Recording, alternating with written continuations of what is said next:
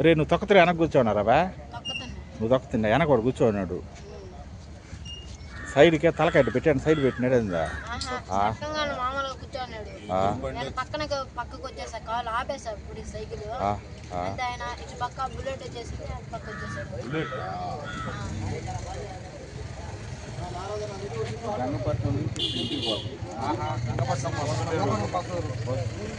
నీకంటే పెద్ద వచ్చాను ఆ పిల్లడా క్రాస్ చేసి